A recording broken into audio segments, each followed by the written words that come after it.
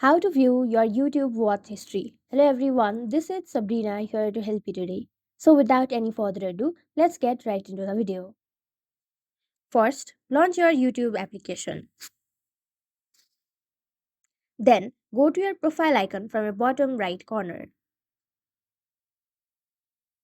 After that, scroll down and then go to settings icon. Then go to manage all history. Here, you will find all your search histories, watch histories and many more. Now, in order to delete, simply drag down this delete button and then go to delete all time and you will be done. So that's how you do it. Thank you for watching this video. Make sure to like, share and subscribe to our YouTube channel. If you got any questions, comment them down and I'll catch you in the next one.